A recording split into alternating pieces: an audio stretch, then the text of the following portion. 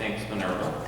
So it's a pleasure to be here. Thanks everyone for staying late tonight. And thanks to the Church of Reseda for having us. So today I'm going to talk a bit about the Affordable Care Act. Well, the slides come up. I can usually wing it for at least 45 minutes, so we'll see what happens.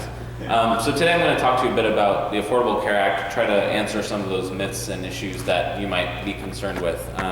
I think, I try to be an objective voice for analyzing the law. I was involved in kind of the policy-making process as it was shaking out. And there are a lot of things in the law that I think will change the way insurance markets work, will expand access to care for individuals, but at the same time there are some glitches in the law that I think could be fixed. I think the political attitudes right now are such that even though there might be these small mistakes in the law that probably in a normal political environment would have been fixed in legislation over the past 3.5 years, unfortunately, every time there's a glitch, it becomes kind of an attacking point where the Affordable Care Act is viewed as a failure simply because there's this one issue that hasn't been addressed. So I'll kind of warn you about specific issues you should be concerned about and kind of thinking through as you make decisions. But I think on the whole, the law should make insurance more affordable for most of you who are maybe shopping around in the individual market or don't have insurance coverage. Those of you who are lower income will probably be able to apply and qualify for Medi-Cal now, whereas you couldn't this year. And then people with employer-based plans shouldn't see much change for the most part if you're already getting insurance through your job. So if we think about the ACA, as I like to call it, I haven't warmed up to the term Obamacare yet, primarily because Obama didn't really write the law. You could call it Baucus Care or Liz Fowler Care, who's like the main Senate staff person who wrote a lot of the provisions.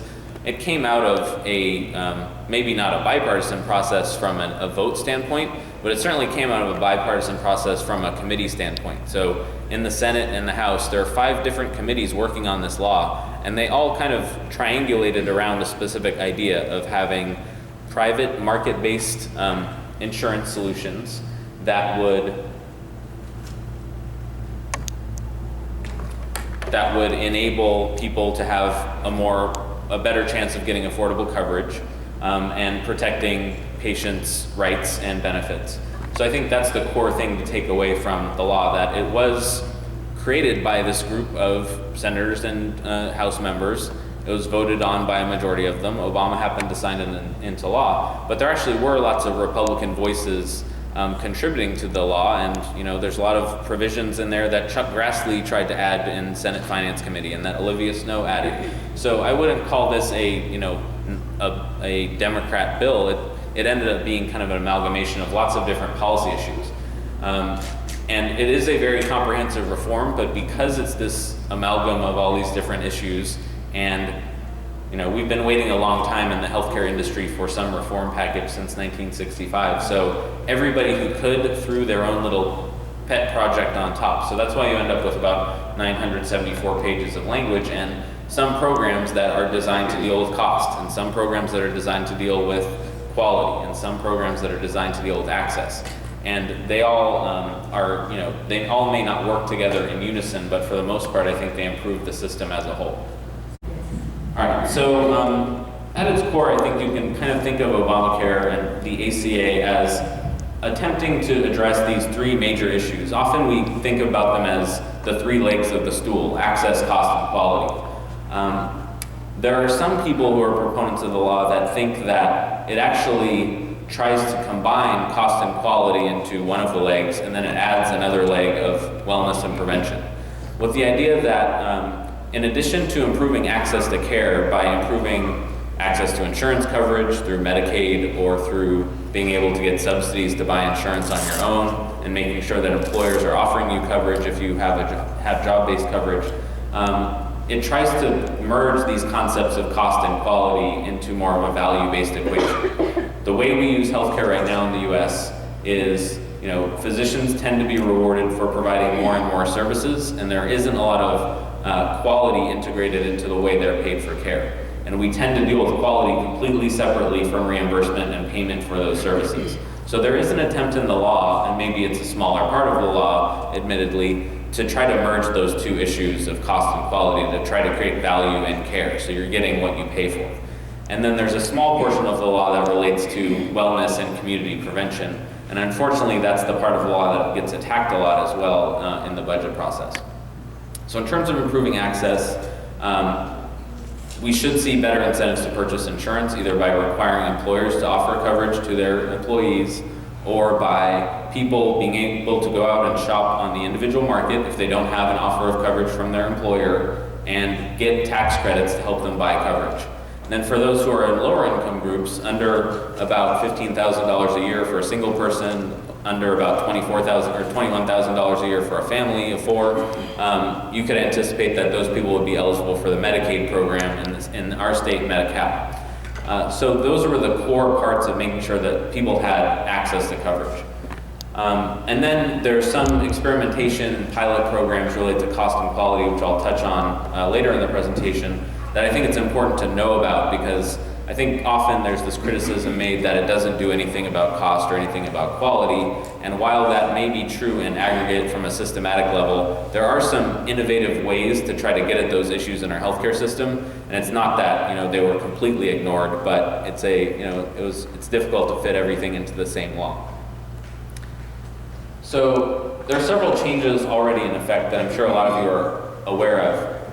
So one, of course, is that children, so the law was passed March 23rd of 2010. So there are quite a few provisions that went into effect already. 6 months after passage, 9 months after passage, a year after passage. So one of the first actions was that children can no longer be excluded from the individual market due to pre-existing conditions. So prior to January 1st, 2011, if you were a child with that congenital heart defect that Peter referred to, if your parents went and tried to buy you a policy on the open market through Kaiser, Aetna, Cigna, what have you, not only would the premium be very high, but it's very likely that the insurance company would say, no, you're rejected from coverage because the child has this pre-existing condition.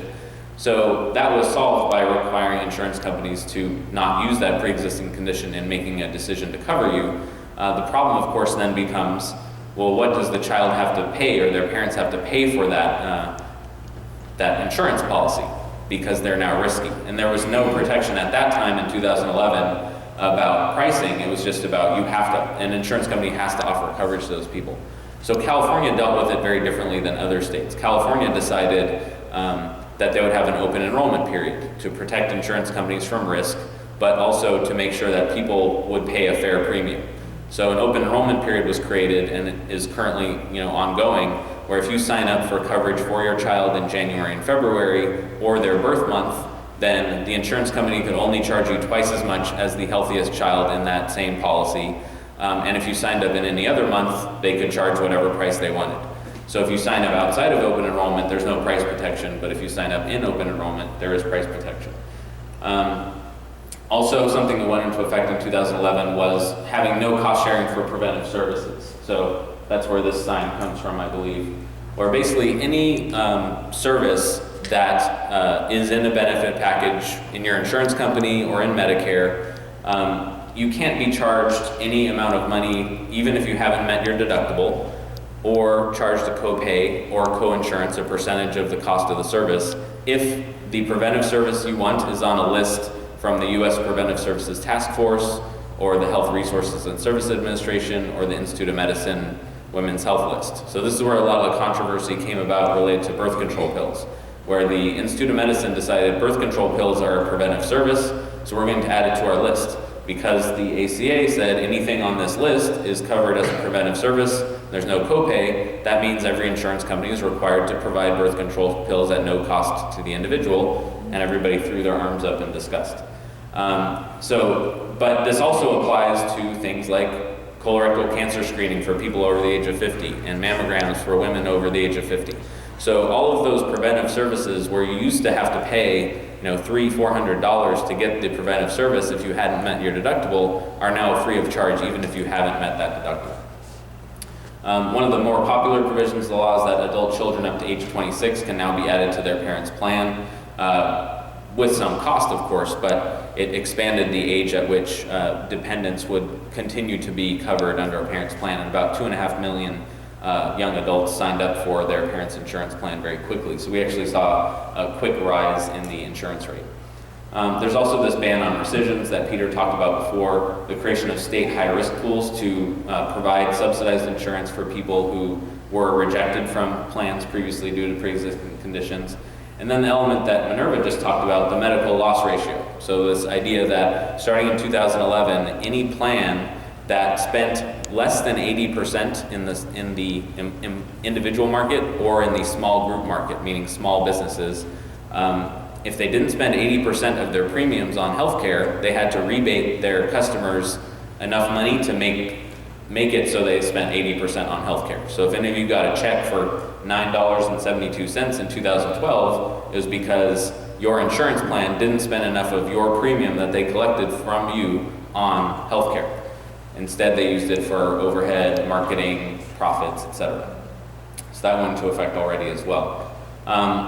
There's also an element of federal oversight that's created in the law related to premiums. So a lot of you living here in California, every year we see on the news that Anthem Blue Cross wants to raise their rates by 39% for their individual market policies, or Blue Shield wants to raise it by 19%.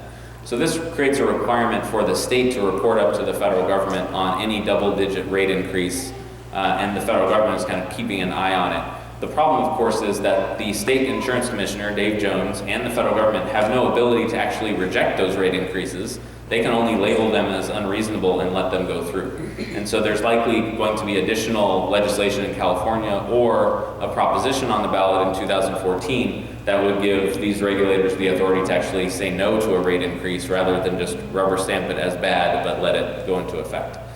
And lastly, the reduction in the Medicare Part D donut hole, where often seniors who spent a lot of money on prescription drugs had to spend up to $4,400 out of pocket before they would get coverage again through their Medicare Part D plan. And that is being phased out by 2020 through a series of discounts. So now that donut hole has basically been cut in half. So seniors should have a more more affordability in terms of their prescription drug benefits. So those are some of the things that have already gone into effect in the last 3.5 years. But the big changes are going to occur in 2014 and beyond. And I would say the law is really going to be probably fully implemented by 2019 if you think about all the different provisions that have to go into effect. So a lot of people think about Obamacare going into effect January 1, 2014. In actuality, it's a much longer process. However, the big insurance expansions and big insurance reforms are going into place this January. So we're waiting kind of anxiously here to see what happens from my perspective. So the core of the Affordable Care Act's access provisions are to expand Medicaid eligibility, require larger firms, employers to offer affordable coverage, and create these new health insurance marketplaces or exchanges to allow people to buy insurance coverage at a subsidized discount. So first, the expanding of Medicaid eligibility. So a lot of you are aware that we have this Medi-Cal program, but it can be very hard and unpredictable in terms of if you can actually qualify. So right now, if you look at the Medicaid eligibility scale, if you're an infant up to $24,000 a year for your family income, you could qualify, and your mother could qualify when the mother is pregnant. However, as soon as you turn age 1 as an infant, that eligibility threshold goes down to about $18,000 a year. And then when you turn 6, it goes down to $14,000 a year. So there's kind of this stepped staircase of Medicaid eligibility that makes it very hard for people to understand if they're going to qualify for Medi-Cal and how to navigate the system. And so what the ACA does is it says, okay, every state will get 100% federal matching funds, meaning that right now the state and federal government share in a partnership in running the Medicaid program, which was created in 1965. California puts up half of the money, federal government puts up the other half, which is why the federal government gives them so much flexibility about eligibility and how the program is run.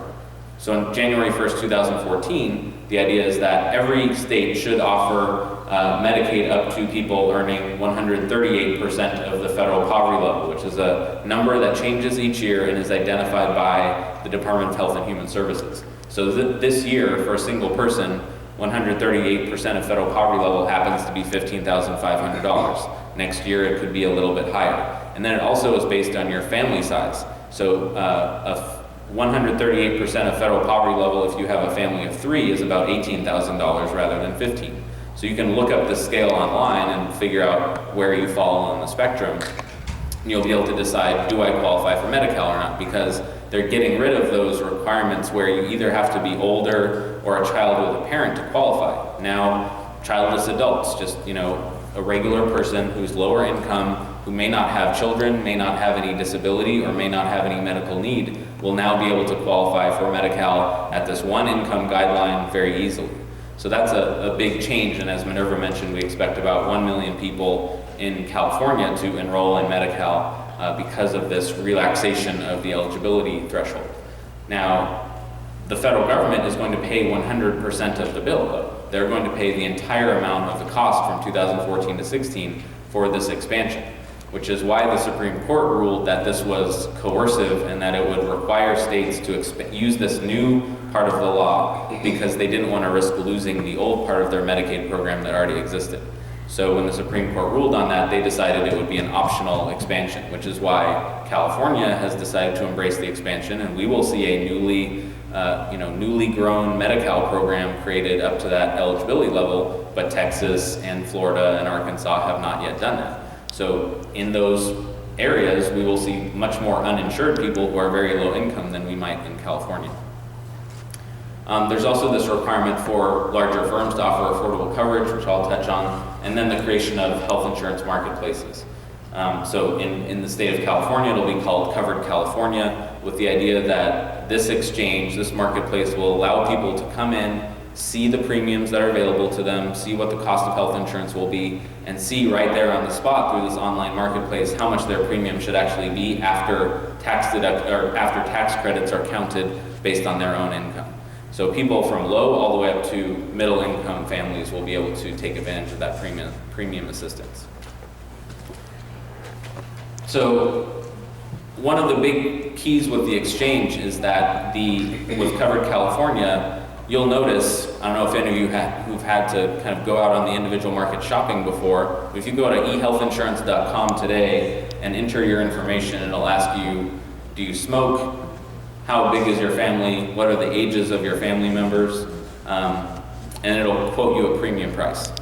And then once you try to click on that premium price and buy it, it'll say, well, this is contingent upon a successful screening process, basically, where the insurance company sends you a questionnaire and you have to fill it out. And you fill out, your grandfather had a thyroid disorder and you have hypertension, and all of a sudden that premium they offered you ends up going up. Or they say, sorry, we can't actually insure you. So right now, today, if you tried to sign up for insurance on the individual market by yourself, where you wanted to pay the full premium, you would be told possibly you have a pre-existing condition, so you're not eligible for our insurance, and your premium, if you are eligible, your premium might be $1,000 for a $5,000 deductible plan. So what the exchanges do is, what the individual market is required to do overall, so any policy purchased that starts January 1st or after now has to be, it cannot use pre-existing conditions to make a coverage decision, and it also cannot use healthcare risks to price the policy. The only 3 factors allowed to be used to price a policy will be, in California, will be age, family size, and where you live.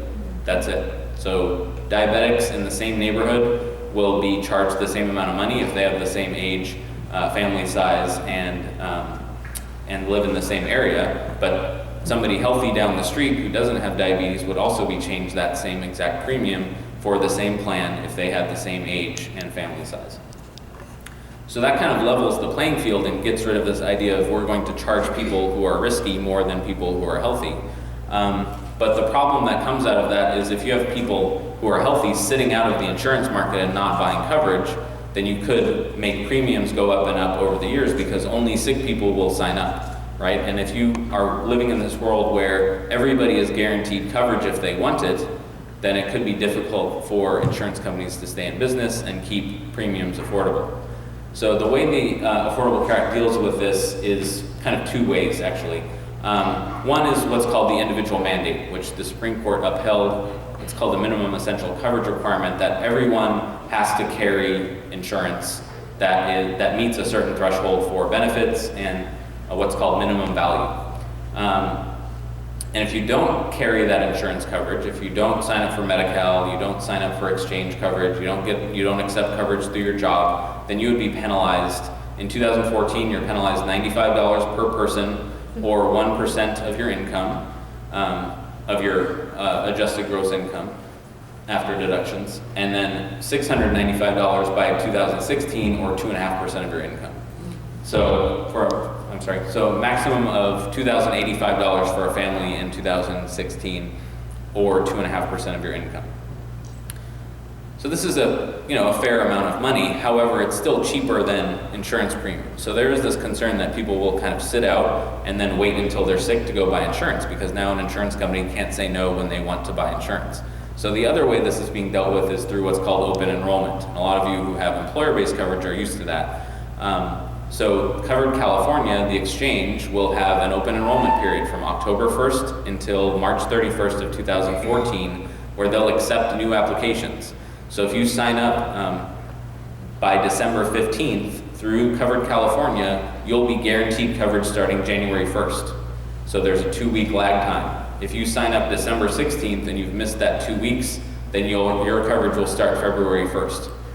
And this is going to be throughout the exchange and the entire individual market. So you will not actually, in April, unless something happens, you will not be able to go buy any plan in the individual market, whether it's in the exchange or not, because of the fact that you missed the open enrollment period. So there are some exceptions to this. So if you get a divorce, if there's a death in the family, new birth, you get married, you lose your job-based coverage, your income changes drastically, all of those things are special enrollment scenarios where they will allow you to buy coverage in Covered California or in the individual market overall. But everybody needs to make sure they know what kind of coverage they're going to get in 2014 and sign up during open enrollment, or take the employer plan they're offered, or sign up for Medi-Cal if their income is low enough.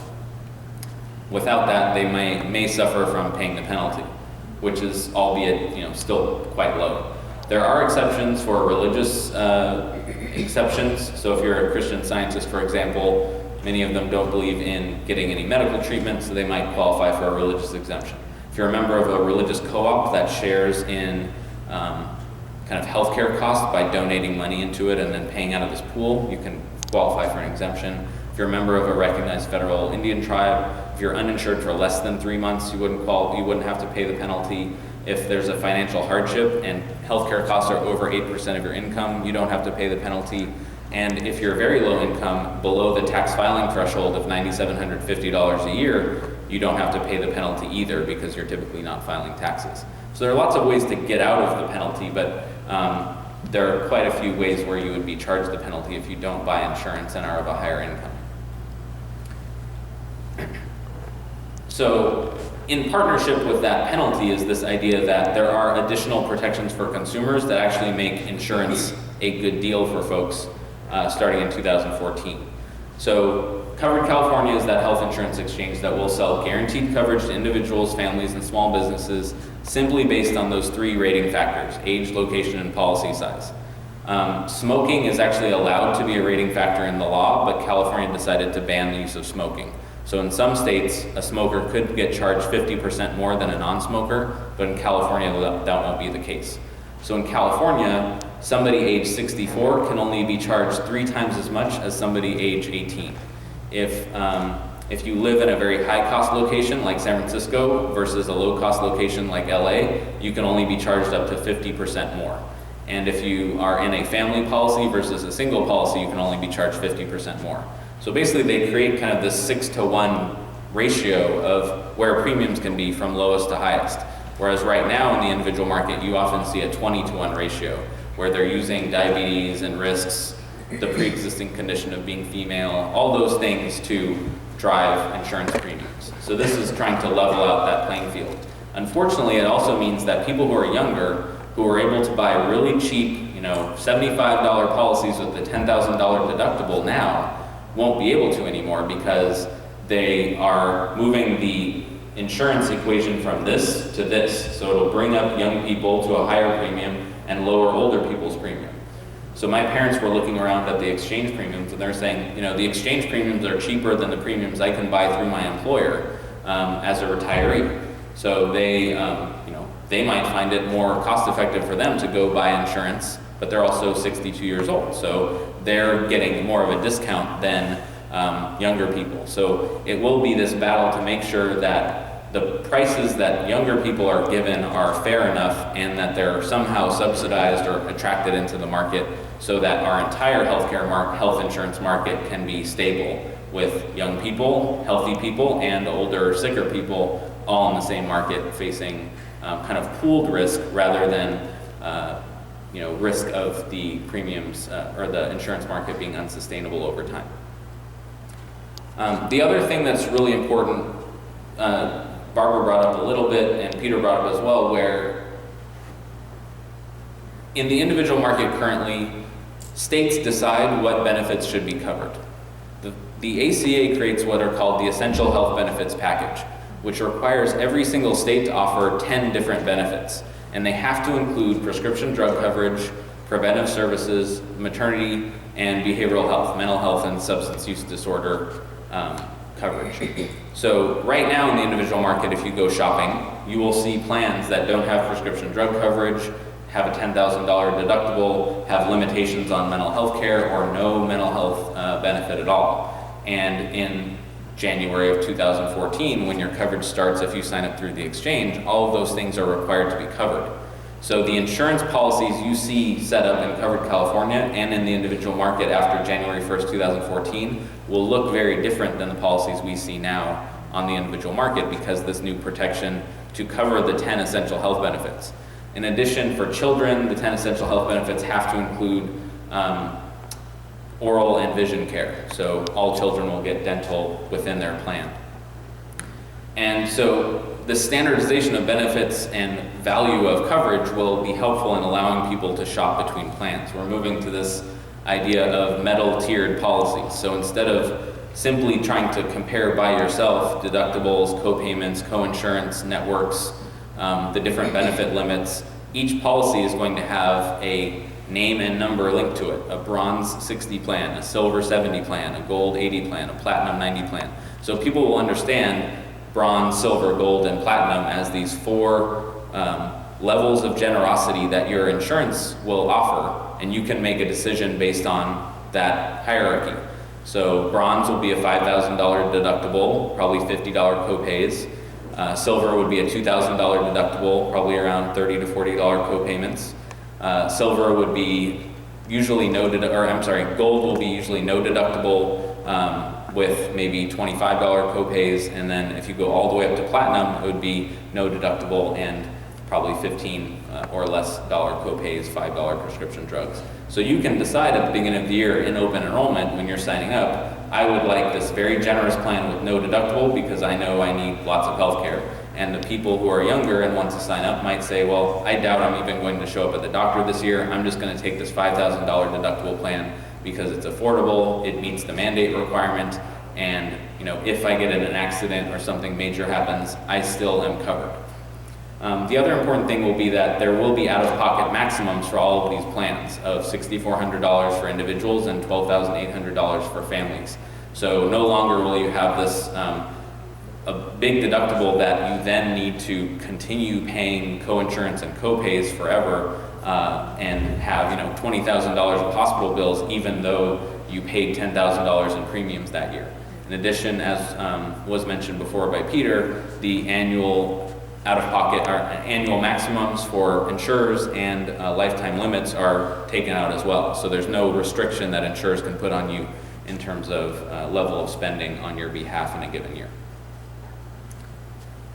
So this might be hard to see, but this gives you a sense of what the premiums look like for individuals at different income levels.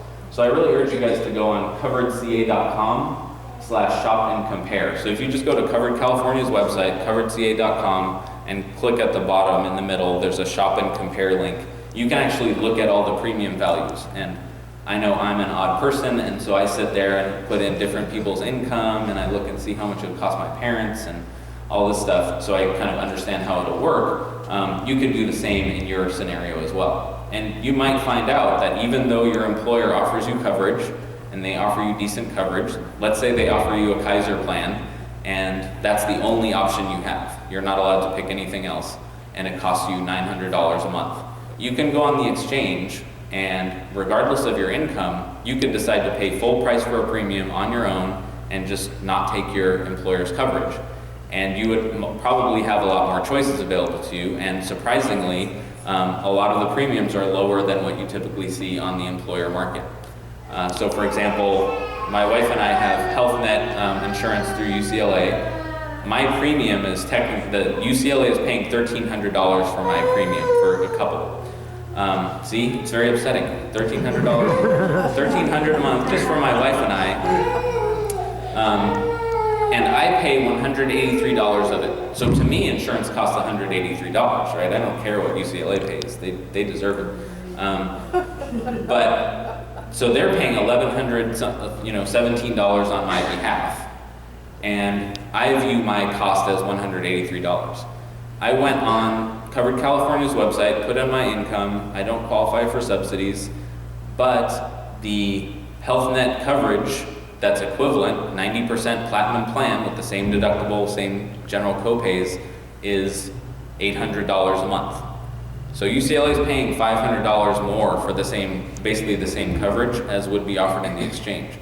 So some of you, even though you get good coverage from your employer, might decide that the exchange is a better deal. So I would at least look at it, kind of shop around and see, and figure out how to navigate the system. But you can see here that I provided these examples for a family of 4, and it gives you a sense of the level of subsidies that are available to each income level. So as Minerva mentioned, if you're earning between 100% of federal poverty level, so about $12,000 a year for a single person, all the way up to $45,000 a year, which is 400% of federal poverty level for a single person, you can qualify for premium subsidies. And the way this works is that it's what's called an advanceable tax credit, or advanced tax credit, that allows you to decide in October that I would like to take this tax credit and the federal government's going to apply it to the premium I'm buying, so I don't have any out-of-pocket cost. Or I have a share of out-of-pocket cost if the premium is more than my tax credit is worth. So you're kind of guaranteeing that you don't think your income is going to change, and you're going to take this tax credit now, October 1st, 2013. So when you reconcile your taxes April 15th of 2015, you're going to possibly have to pay some of it back. You may get a refund, or it might be equivalent because you did a good job of guessing what your income over the next year would be. So you're able to take it in advance to help you afford those premiums. So to give you an idea, if you went on the exchange website and put in $31,809 as your income, it would say, we're going to try to steer you a different way because you make enough money that you are very likely to be eligible for Medi-Cal. And Medi-Cal is free, there are no premiums, your kids will be covered, your spouse will be covered, and it's better for you to sign up there because it's no cost. And it'll forward you to the county eligibility office, send your data over, and they will be able to sign you up for Medi-Cal, and then Medi-Cal would put you into a managed care plan. So in LA, it would be Health Net or LA Care. If you're at a slightly higher, if you decide, I don't like Health Net or LA Care, I'd like to buy a Blue Cross plan, you could decide to pay out of pocket $793 per month for your entire family, which is still a fairly affordable premium given what family coverage usually costs, which is about $15,000 a year. So this would be for a silver plan, which is a $2,000 deductible. If your income was a little bit higher, $34,575 a month, you qualify for a premium subsidy that's equivalent to anything over 4% of your income. So let's say your 4% of your income happens to be $1,000. If your premium is $5,000, the federal government is going to donate $4,000 to the cause. So you're going to pay $1,000, federal government's going to put in $4,000, that's your advanced tax credit, and then you get your premium for that $1,000 for the whole year. So it'll work out to less than $100 a month. As you go up the income spectrum, you can see that the premium subsidy cap gets a lot less generous, right? It goes from when you get up to about 200%, 2 times federal poverty level, it's 6.3%, and then by the time you get all the way up to 4 times poverty level, it's 9.5%. So depending on how much your premium costs, your subsidy will go lower and lower. So you can see by the end, Well, if you start at the beginning where you are right at 2 times poverty, earning $46,000 a year, the premium they want to offer you is $533, and your subsidy will be $298. So your out-of-pocket cost will be $235 a month, and you would basically be getting that credit from the federal government of $298 per month. Once your income goes up all the way down to $92,000 a year, your premium subsidy will only be $63, and you would have to donate $730 out of your own pocket to help you buy the coverage. So it's the sliding scale premium subsidy that depends on your income. So you do have to be good about updating your income to make sure you're not overpaying or underpaying, so that at the end of the year when it's tax time, you don't face any big penalty. There are caps on the penalties you can pay, so it shouldn't be a concern for most people under, in those middle and low income groups. But if you get a huge raise, congratulations, but you may have to pay back the entire premium. We can all only be so lucky, right? I'd be happy to pay back the $63 a month. So those important concepts, the advanced premium tax credit will be really necessary to understand. So I'm sure friends will now talk to you because you're all experts at the Affordable Care Act, and you will have to say, well, look, you have to decide, how much do I want to take? The federal exchange, the federal government, they're running 34 different state exchanges. California is running our own. In California, when you go on the website, it gives you it tries to offer you the full tax credit you could take. If you go on the federal website, they only offer you 85% of the tax credit you're entitled to, and you have to actually go in and ask for a higher level. So they're trying to protect consumers a little bit from overpayment. So some states will do it differently, but California is basically going to offer you the full amount. You can decide how much to take, what tier you want to buy, and how much you would want to pay out of pocket.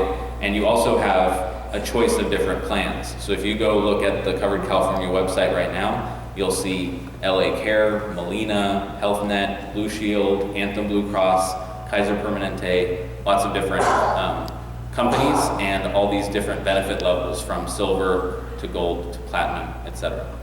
Another issue is that if you are a lower income individual earning under 2.5% of federal poverty level, so right at that $46,000 for a family of 4 mark, not only do you get these premium tax credits, but the federal government, if you buy a silver plan at that $2,000 deductible level, they basically give you an extra bump in the value of your plan. So they take away the $2,000 deductible and replace it with no deductible or a $500 deductible. So people who sign up who are higher income will see silver 60 or silver 70, gold 80, platinum 90. People of lower incomes will see silver 94, gold 80, platinum 90. So that doesn't make a lot of sense. The 94 represents the percentage of the healthcare risk that the insurer is going to pay on your behalf. So it's actually better for lower income people to sign up for the silver plan than a gold or platinum plan, even though it sounds better. So those are called cost sharing subsidies versus premium deductions. So people of low income, right around that threshold of $46,000 for a family of 4, will get a really generous plan for a very low amount of money, right? So if we go back to this chart, the stars represent the dollar amounts where you would actually get those extra cost sharing subsidies. So you'd be paying $235 a month for a family of 4, which is, $2,500 to $3,000. And you would not only be getting that low premium, but you'd also be getting no deductible, very low copays, very low coinsurance versus somebody who made a bit more money and exceeded that threshold of income. The other thing to keep in mind when shopping around on that Covered California exchange is the network of providers. The way that Covered California tended to get these very good deals from insurance companies was by signing contracts with physicians and hospitals that were willing to take reimbursement rates that were lower than the employer-based market. So the Health Net network that you're exposed to in the exchange in Covered California could look different than the employer-based network of Health Net that they sell to UCLA or LA County or what have you.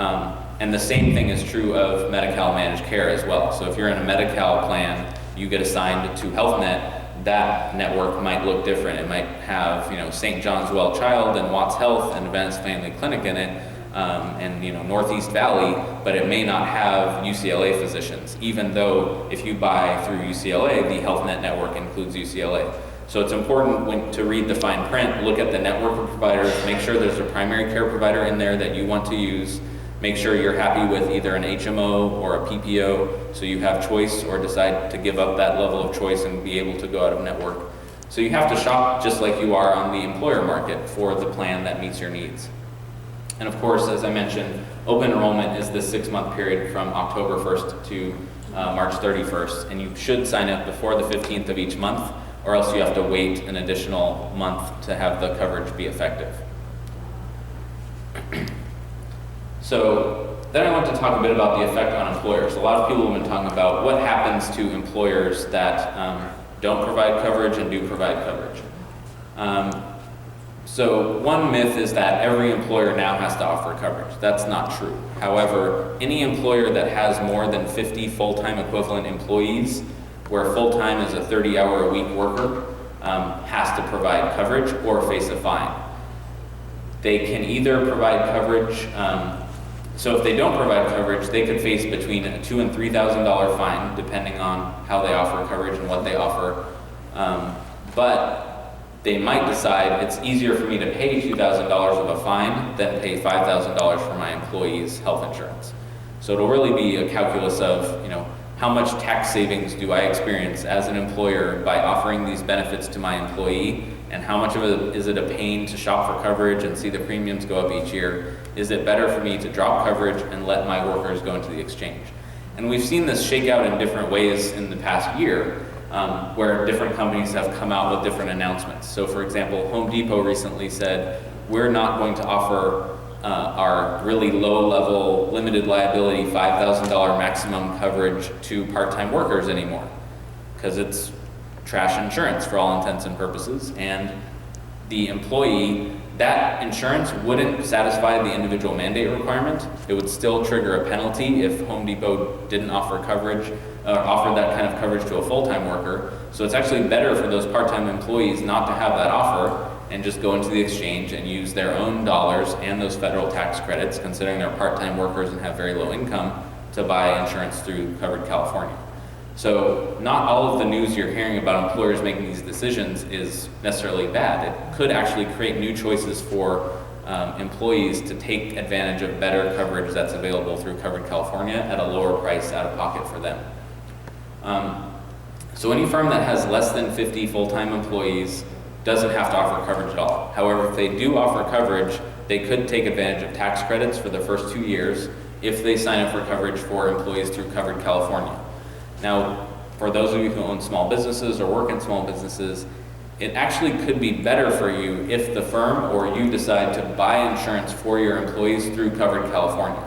So right now, those of you who have small businesses, if you want to insure your 20 employees in a plan, let's say you go shopping and go talk to Kaiser, they'll say, well, you need to guarantee that 60% of your employees are going to sign up, and you can't offer any other choices because you only have 20 employees and we want as many enrollees as possible, so we have a good risk pool, and so you can only offer one plan. So small businesses often only offer one plan to their employee, and they pass on a lot of their cost to the employee, where you have to pay half or more of the premium. With Covered California, if you sign up through their small business exchange, Covered California will ask you to pick a reference plan, which means you decide, yes, I would like to offer Kaiser to my employees. But all that does is set a benefit limit and a premium level, and then the employee gets to go into the exchange and shop around for coverage. So they don't have to buy Kaiser. You're just offering them the equivalent of Kaiser. They can then take that $500 a month and buy Blue Shield or Blue Cross. They would have to pay the difference if the coverage is more expensive, but it does offer a lot more choice that you usually see in a big employer rather than a small employer. Then if you talk about firms that have more than 50 employees, they can either not offer coverage at all and face a $2,000 per person penalty after the first 30, or they can offer coverage to some people. And if they offer coverage to some people, they're only penalized $3,000 per employee that actually doesn't take their coverage, goes into Covered California, and takes a federal tax credit subsidy. So this isn't the attack on big business that a lot of people paint it as, because the actual penalty is linked to people not taking insurance in the firm, going outside, using the tax credit, and then, giving them a 30-person holiday for if they don't offer coverage, and then only charging them a fine for people who use tax credits. The other thing to keep in mind, though, if you do have employer-based coverage, is that employers satisfy their shared responsibility requirements, so that mandate that employers have to offer coverage. If they offer you coverage that for a single premium, just for yourself, is under 9.5% of your income. And if they offer you a family plan that is far over 9.5% of your income, it doesn't matter. They've met their responsibility by offering you single coverage for yourself at an affordable rate. So you may see firms say, okay, well, I'm not going to offer dependent coverage anymore. I'm not going to offer spousal coverage anymore. I'm just going to offer you coverage at 9.4% of your income. I have now met the mandate. I don't have to pay a penalty. And you, because you have an affordable offer from your employer, are not allowed to go into Covered California and use any tax credit subsidies. You can go in and pay full price, which might be a good idea right now because the premiums are low, but you're not allowed to go in and use tax credits. So that's another one of those loopholes where employers could kind of go right up to the limit, which they're known to do, and make it so that their plan is exactly meeting the need that the federal government set and nothing more. So I want to talk a bit about kind of this idea of reducing costs and improving quality before we talk about a little bit of, if the law is going to live. So the way in which, so there are lots of complaints about how Obamacare is designed, and as I mentioned, all of these things I just talked about are designed to get 30 more million people insured in the US, probably 4 million people in California, expand benefits, make it easier for people to use services. So all of those things are going to result in higher spending, right? If you're using more prevention right now, if you're using more services overall, if you're now signing up for insurance coverage where before you were uninsured, odds are you're going to spend more money, and those insurance companies are going to spend more money as well. So on that side, there is this spending concern that if we spend too much money kind of meeting the needs of the pent-up needs of our uninsured population, it could break the system. The hope is that a lot of that pent-up demand will go away over time and it'll stabilize. And this, 50 million uninsured people have been going without care for many years, and getting them care right now is very important. So it's worth the investment. But there are other ways in which the law tried to get at cost issues, but unfortunately it's not very systematic in nature. It's through a multitude of different demonstration programs and pilots that are going on in Medicare and Medicaid. So you can envision, we've already heard claims that this is government takeover of healthcare, even though it's access to care driven through private insurance companies. But the only power the federal government really has over costs is to try to get the federal programs that they operate to make progress in saving money. So there are quite a few programs that will be created in Medicare and Medicaid to try to do that. Two of the big ones are the Independent Payment Advisory Board, which is a group of 15 people that was appointed back in 2010. Their sole responsibility is to look at the increase in healthcare costs over time in Medicare. And if it goes over the gross domestic product, which is usually about 3.5–4% per year, plus 1%, so 5% per year, let's say, they are supposed to write a report, and that report goes to Congress, and it says, in order to save money and get us back under the threshold of acceptable growth in Medicare, you need to cut payment rates to orthopedic surgeons by 2% and physical therapists by 1% and device manufacturers by 5%. That's all they can do. They can only tell Congress to lower the reimbursement going to health plans and providers. They can't change eligibility, they can't change benefits. Congress is then given this responsibility to either act on that report and replace it with something else, or allow the report to go into effect. Given the current political climate, I can almost bet what would happen. So the report would just go into effect and we would see some reimbursement reduction over time. So this is what, Paul Ryan has been calling a death panel for a couple of years now, when in actuality it's just this board that tries to reduce payment growth in Medicare. They're not actually making any cuts to the Medicare program. They're not changing eligibility to 67 or 75 or anything like that. They're just simply trying to reduce the level of growth in the program. with a very blunt instrument. The other big one is accountable care organizations. So some of you may be affected by this, those of you who are over the age of 65 and Medicare, have parents who are over the age of 65. There are about 250 different organizations out there, Cedars-Sinai, UCLA, healthcare partners, that are trying to kind of band together in these virtual networks. So if you can consider Kaiser as a very good example of an integrated delivery system that has an electronic medical record, good communication, protocols for dealing with specific diseases, most of our other providers don't have that type of ability and capacity. So the ACA tries to set up what are called accountable care organizations to allow providers to join together through contracting rather than mergers to share in benefits of savings in Medicare. So basically, Medicare will give these provider groups a limit. They'll say, we expect you to spend $1,000 a year or a month on this patient population over the next 3 years. If you, as the provider group, save or only spend $800 a month over the next 3 years, you get to keep half of the profit generated. So it's what's called shared savings. So it's a way to get private organizations, private providers to have a stake in improving quality because they have to report on certain quality measures, but also saving money for the program. So we'll see a lot of kind of innovation there. In addition, there are some elements of the law that change the way hospitals are reimbursed for readmissions. So if a hospital has lots of people that are re-hospitalized within 30 days after pneumonia or after a heart failure admission, if the hospital does a bad job of keeping them out of the hospital for the next 30 days, they end up on a list. And if you're on that list, you could have between a 1 to 3%, well, from a 0 to 3% reduction in your Medicare reimbursement for that year. So the idea being that if you sent in a bill for $100 for a service, you'd only get $97 back if you were a hospital that was a bad performer on these readmissions. So you'll often hear about Medicare cuts going into effect. In actuality, what most of the cuts in the ACA do is that it reduces the level of reimbursement that is going to Medicare Medicare providers, but it tries to replace them with something else. So if you perform well on certain quality measures, you get it back. So they're trying to use these bonuses and additional amounts of money to reward high-performing hospitals and providers over low-performing ones. So you can't really paint it as an overall cut. You have to paint it as this attempt to try to align cost and quality in a way that improves value.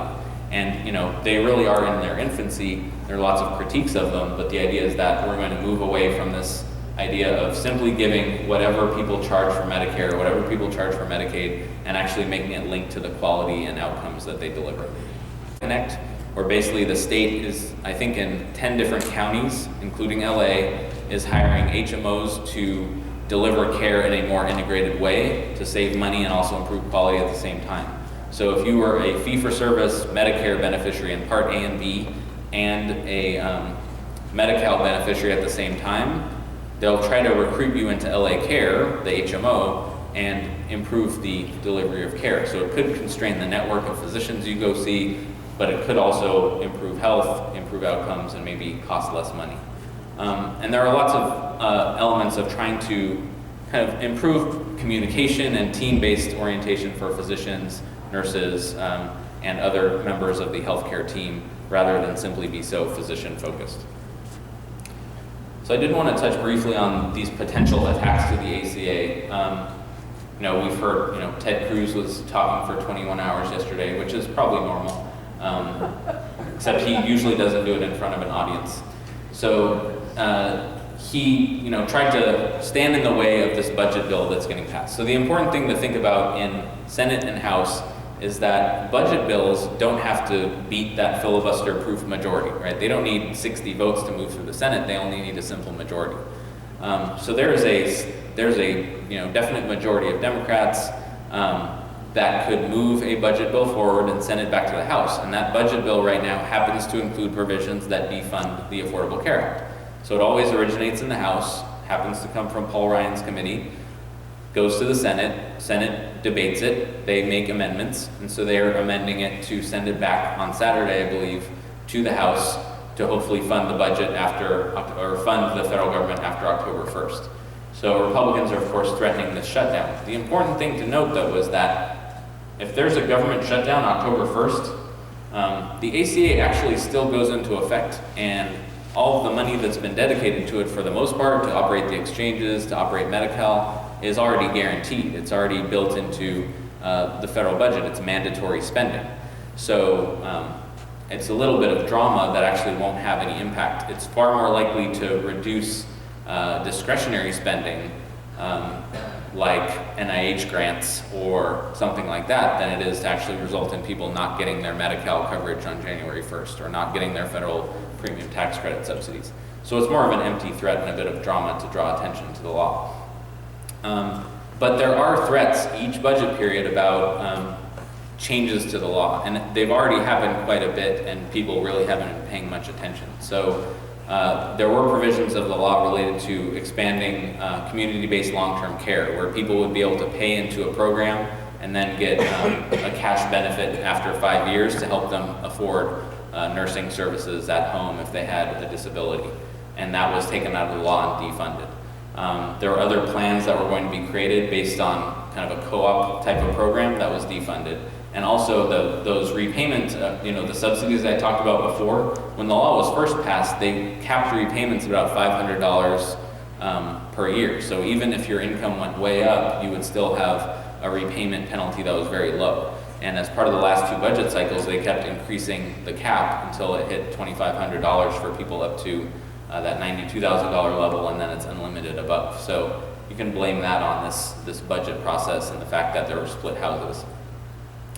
But of course, the Supreme Court did rule on the law. They determined, of course, that the Medi-Cal expansion or Medicaid expansion was voluntary, and that the individual mandate was constitutional, and that the law could move forward. So, for the most part, I think you can consider that most people will continue to get coverage through existing programs. So people who have employer-based insurance, that's about 17 million people in California, will probably continue to do so. Medi-Cal will probably expand from 6 million people to about 7 million people over the next couple of years. Medicare will basically stay the same except for age growth for the baby boomers aging onto the program. The uninsured, where we have about 6 million people now, will probably shrink to about 3 to 4 million people, 1 million of whom are undocumented in the state of California. People who are currently buying insurance on the individual market, it's very likely that the coverage they're buying now will kind of be out-competed by the covered California plans, where benefits will be better and premiums will be better. So we're envisioning a move from the individual market into the exchange market as well, where people can take advantage of those tax credit subsidies.